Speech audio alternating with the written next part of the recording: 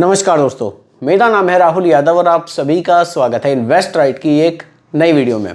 आशा करता हूँ आप सभी लोग कुशल मंगल होंगे। दोस्तों, आज की वीडियो का जो टॉपिक है वो मैंने म्यूचुअल फंड के थोड़ा बेसिक्स पर रखा है, क्योंकि इसको लेकर कुछ लोग मेरे पास कमेंट्स कर रहे थे कि सर आप जो म्यूचुअल फंड के बारे में वीडियोस बनाते हैं वो तो ठीक है, हमें समझ में आ रही है, लेकिन हमें थोड़ा बेसिक इसका नहीं पता है। आप जैसे कुछ इक्विटी फंड्स बता देते हैं, कुछ हाइब्रिड फंड्स बता देते हैं, तो हम कंफ्यूज हो जाते हैं कि ये कौन से म्यूचुअल फंड्स हैं और हम जो पैसा निवेश करेंगे ये हमारा पैसा आखिर निवेश कहाँ होगा।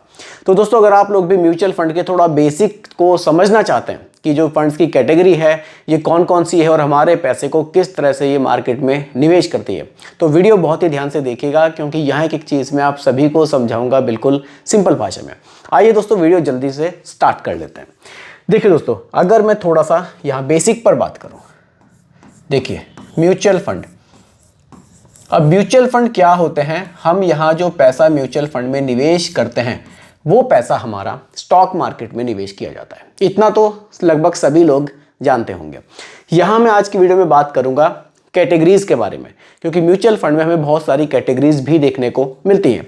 कौन कौन सी कैटेगरीज हमें देखने को मिलती हैं? मेनली 3 कैटेगरीज के बारे में मैं बात करूंगा। एक होते हैं डेट म्यूचुअल फंड्स, ठीक है। एक होते हैं इक्विटी म्यूचुअल फंड्स। इक्विटी सबसे फेमस जो है इक्विटी म्यूचुअल फंड्स ही हैं, इन्हीं के बारे में हम ज़्यादा बात करते हैं। और एक होते हैं हाइब्रिड म्यूचुअल फंड्स। इन 3 कैटेगरी के बारे में मैं बात करने वाला हूं। देखिए, वीडियो को ध्यान से देखेंगे, समझेंगे, तो आप एक बेहतर डिसीजन अपने लिए ले पाएंगे कि मुझे डेट म्यूचुअल फंड्स में निवेश करना चाहिए, मुझे इक्विटी म्यूचुअल फंड्स में निवेश करना चाहिए, या फिर मुझे हाइब्रिड म्यूचुअल फंड्स में निवेश करना चाहिए। देखिए, सबसे पहले अगर मैं डेट म्यूचुअल फंड के बारे में बात करूं, देखिए जिस तरह से हम अपने पैसे को बैंक में एफडी कर देते हैं, फिक्स कर देते हैं बैंक में पैसा, तो बैंक हमें फिक्स रिटर्न्स देते हैं कि आपका पैसा इतना बढ़ेगा। ठीक उसी तरह से डेट म्यूचुअल फंड्स भी हैं। ये आपके पैसे को क्या करेंगे? कॉर्पोरेट बॉन्ड्स में, गवर्नमेंट सिक्योरिटीज़ में आपके पैसे को निवेश करेंगे। यहाँ जो रिटर्न्स हैं वो आपको काफ़ी कम देखने को मिलता है। मतलब गवर्नमेंट स्कीम्स में जब आपका पैसा लगेगा तो जाहिर सी बात है कि रिटर्न्स कम मिलेंगे, क्योंकि किसी भी तरह की मार्केट में आपका पैसा निवेश नहीं हो रहा है।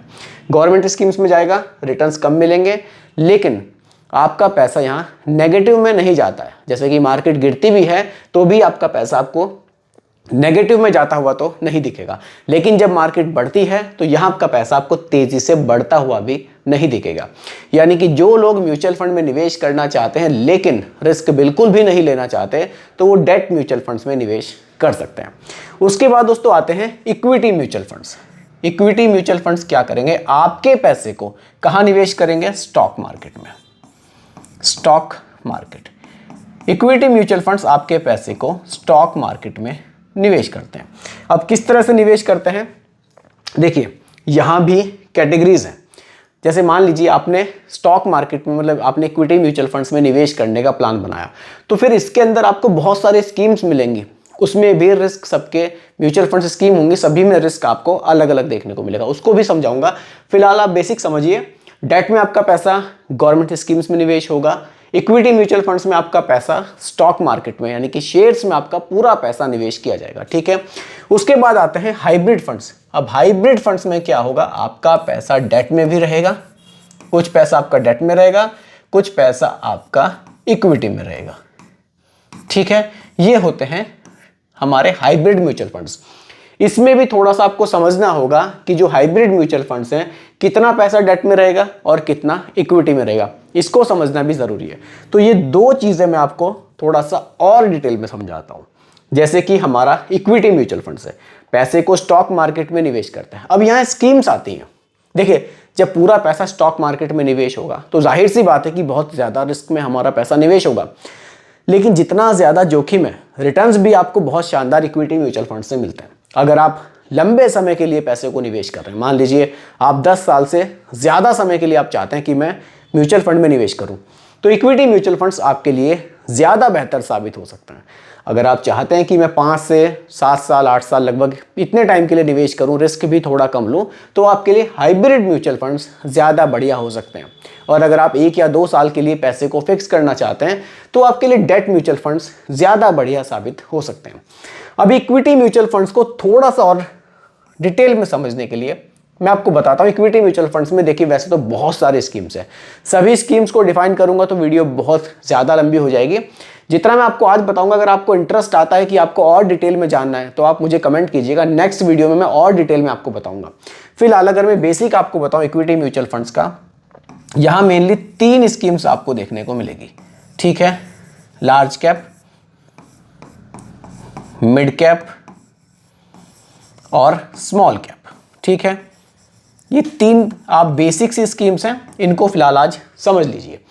लार्ज कैप में क्या होगा, आपके पैसे को अगर आप लार्ज कैप में निवेश करते हैं, इक्विटी म्यूचुअल फंड्स में आपने चुना कि मैं लार्ज कैप म्यूचुअल फंड्स में निवेश करना चाहूंगा, तो यहां आपके पैसे का मिनिमम 80% जो हिस्सा होगा वो निवेश किया जाएगा इंडिया की टॉप 100 कंपनीज में, ठीक है। अगर आप चूज करते हैं मिड कैप म्यूचुअल फंड्स, तो यहां आपके पैसे का मिनिमम 65% जो हिस्सा होगा वो निवेश किया जाएगा किन कंपनी में, जो रैंकिंग वाइज 101 से स्टार्ट होकर 250 तक जाएंगी, ठीक है। अगर आप चूज करते हैं स्मॉल कैप म्यूचुअल फंड, तो यहां आपके पैसे का मिनिमम 65% जो हिस्सा होगा वो उन कंपनियों में निवेश किया जाएगा जो रैंकिंग वाइज 251 से स्टार्ट होकर और आगे तक जाएंगी, ठीक है। ये होता है थोड़ा सा लार्ज कैप, मिड कैप और स्मॉल कैप में ये डिफरेंस आपको मिलता है। जितनी बड़ी कंपनी होगी रिस्क उतना ही कम होगा। अगर आप इक्विटी म्यूचुअल फंड्स में निवेश करते हैं, इक्विटी म्यूचुअल फंड्स के हिसाब से रिस्क थोड़ा सा कम लेना चाहते हैं, तो आप लार्ज कैप में निवेश कर सकते हैं। थोड़ा सा मॉडरेट रिस्क लेना चाहते हैं, मिड कैप है, और आप हायर रिस्क में निवेश करना चाहते हैं तो फिर स्मॉल कैप फंड्स आते हैं, ठीक है। अब बात आती है हाइब्रिड फंड्स की, उसको भी ध्यान से समझ लीजिए। देखिए हाइब्रिड फंड्स में जैसा कि मैंने आपको बताया, हाइब्रिड फंड्स में मैंने आपको बताया कि आपका पैसा इक्विटी में भी रहेगा और डेट में भी रहेगा। मेनली 2 स्कीम्स आप यहां समझिए। पहली स्कीम आ जाएगी कंजर्वेटिव हाइब्रिड फंड, पहली स्कीम आएगी कंजर्वेटिव।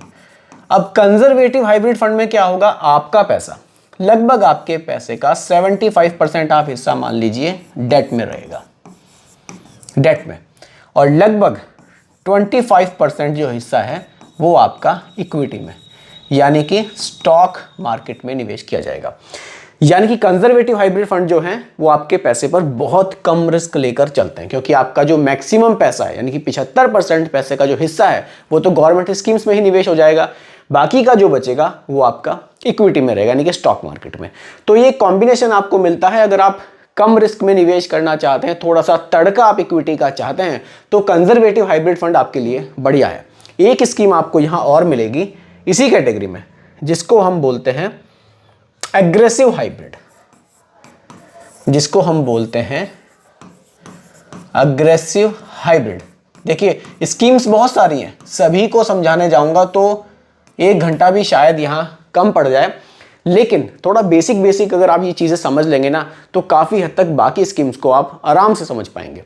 देखिए कंजर्वेटिव हो गई, अब आ गई एग्रेसिव हाइब्रिड। एग्रेसिव हाइब्रिड में क्या होगा, यहां अपोजिट हो जाएगा, लगभग जो 75% हिस्सा है वो आपका इक्विटी में चला जाएगा, इक्विटी में, और लगभग 25% जो हिस्सा है वो आपका डेट में चला जाएगा। ये डिफरेंस आपको हाइब्रिड फंड्स में देखने को मिलेगा। अगर आप हाइब्रिड फंड्स में ही थोड़ा सा ज्यादा रिस्क लेना चाहते हैं, कुछ हिस्सा सेफ भी रखना चाहते हैं, तो एग्रेसिव हाइब्रिड है। हाइब्रिड कैटेगरी में ही थोड़ा सा और सेफ रहना चाहते हैं तो कंजर्वेटिव हाइब्रिड है। और अगर आप प्योर इक्विटी फंड्स में निवेश करना चाहते हैं तो यहां भी कैटेगरी सब चीजों को किया गया है। ज्यादा रिस्क लेना चाहते हैं स्मॉल कैप है, कम रिस्क लेना चाहते हैं मिड कैप है, और भी कम रिस्क लेना चाहते हैं तो लार्ज कैप है। ये बेसिक सी एक स्कीम्स हैं कि कौन कौन से हमें हाइब्रिड में स्कीम्स मिलती हैं, कौन सी हमें इक्विटी म्यूचुअल फंड्स में स्कीम मिलती है, और बाकी डेट फंड्स कौन से होते हैं। देखिए एक बेसिक मैंने आपको समझाने की कोशिश की है कि अगर आप और इसको डिटेल में जानना चाहते हैं, जैसे कि large cap, mid cap, small cap, flexi cap, multi cap, जो भी है, किसी भी स्कीम को अगर आप डिटेल में जानना चाहते हैं तो आप मुझे कमेंट कर दीजिएगा। नेक्स्ट वीडियो में कोशिश करूंगा उस स्कीम को बिल्कुल डिटेल में आप लोगों को समझाने की। एक ये सीरीज में शुरू कर रहा हूं, इसकी वीडियो आपको अलग से मिला करेगी जिसमें मैं म्यूचुअल फंड के बेसिक को ही आपको समझाने की यहाँ कोशिश करूंगा। इस वीडियो का टाइम हम कोशिश करेंगे दोपहर के 2 या 3 बजे के आसपास रखेंगे, बाकी शाम को जो 8 बजे वीडियो आती है वो आपको कंटिन्यू ही देखने को मिलेगी। तो दोस्तों यही आज की वीडियो का टॉपिक था। उम्मीद करता हूं कि टॉपिक आपको पूरी तरह से क्लियर हुआ होगा। फिर भी कोई कंफ्यूजन हो आप मुझे कमेंट कीजिएगा, रिप्लाई मैं आपको जरूर करूंगा। बाकी रिकमेंडेशन नहीं है, केवल एजुकेशनल पर्पस वीडियो आप लोगों के लिए बनाई गई है। वीडियो कैसी लगी कमेंट में जरूर बताइएगा, पसंद आई हो तो लाइक शेयर भी कीजिएगा और मेरे चैनल पर अगर आप नए हैं इसको भी सब्सक्राइब आप जरूर कीजिएगा। धन्यवाद।